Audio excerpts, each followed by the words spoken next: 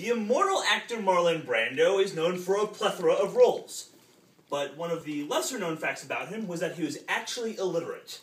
Yes, one of the biggest film stars of all time couldn't even read, to the point where Francis Ford Coppola had to read him the entire book of Heart of Darkness before they ended up filming Apocalypse Now. However, despite this fact, he pushed simply past that very bad part of his life where he never learned how to read, and ended up becoming one of the greatest film stars of all time. It's this idea that we have to gain inner acceptance and strive for our best with what we have. We can see today's quotation by Kirstie Alley. You're either too fat or too skinny. You can never win. Now, what Kirstie Alley is trying to say is that, based on public perception, we can never be perfect.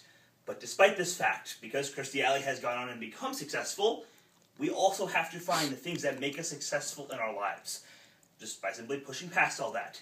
We can see this immortalizing the idea that we need to find inner acceptance. Now, we can agree with this for the following two reasons. First, that we must understand our strengths in order to excel.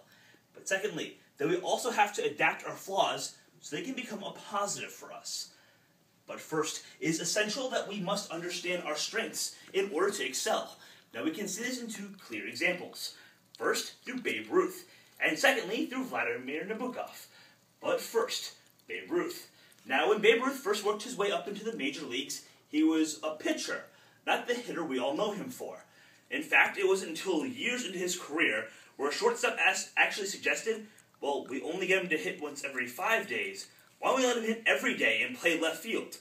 And so that's what he did. The manager worked him into the lineup, so 4 days a week he hit the ball out of the ballpark, and the other day he pitched and hit the ball out of the ballpark, thus maximizing his effect. Now, because of this, because they understood that that was what he was strongest at, that you need to use him in that role every day, that he ended up becoming one of the greatest baseball players of all time, simply because he understood his strength and used it to excel. But secondly, we can also see this through Vladimir Nabokov. Now, most of us know Nabokov for writing Lolita, which is weird because it's about a man lusting after a young girl. But Nabokov didn't just stop there. In fact, he ended up becoming one of the biggest people who finds butterflies in the entire world. Overall, he actually discovered 20 different species of butterfly and named them for various things that he thought would be good names for them. Simply, he didn't just stop at just writing. Yeah, he was good at that. But he was also really, really good at finding butterflies and understanding the way that they lived. And because of that, he's actually immortalized in many different ways within the insect community.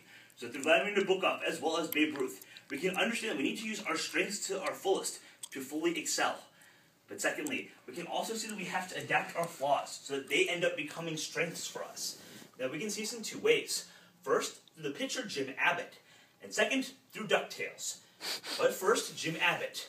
Now, Jim Abbott worked his way up to the majors as many baseball players try to do, except he had one major defect. He didn't have a left arm. And that would be a problem for pretty much everybody. But instead, he ended up adapting his way so that he would hold his glove on his nub, throw the pitch, and then transfer his glove over to his arm that he actually had a hand on so he could field. In fact, he used this as a distraction technique and ended up becoming one of the best pitchers in the major leagues during his time. Not only did he help lead the Yankees to a World Series, but furthermore, if you would stop laughing, he ended up pitching a no-hitter, something that very few players in Major League history ever do. Simply, he was able to see that he had a flaw and use it to his advantage, and that showed that he ended up becoming one of the best pitchers of his time. But secondly, we can also see this through DuckTales. Now, in one particular episode, Scrooge McDuck is dealing with the Beagle Brothers, who only want to steal his money all the time. And he realizes that it's because he has all this money that they always want to steal it.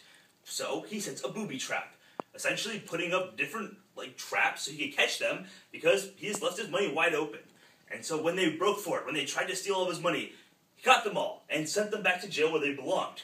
Simply by not trying to hide his money, but by actually keeping it out in the open, he was able to use his greatest disadvantage, the fact that he tried to hide his money and thus they wanted to steal it, to an advantage, where he was able to catch these guys from being, well, bad criminals. So we can see through DuckTales as well as Jim Abbott that if we adapt to our flaws, we can end up making them become positives in our lives. So when we look back at today's quotation by Kirstie Alley, you're either too fat or too skinny. You can never win. What we can see that Kirstie Alley is trying to tell us is that we have to gain inner acceptance to truly excel in our lives. Now, we agree with this for the following two reasons. First, that we need to understand our strengths in order to excel. And we saw this through Babe Ruth as well as Vladimir Nabokov. And secondly, that we have to adapt our flaws to become strengths, as seen through Jim Abbott as well as DuckTales. So we look back to Marlon Brando, yeah, he may have been a drunkard and he, well, was not very good at reading. But overall, we remember him today because he used those strengths and flaws and became one of the greatest actors ever.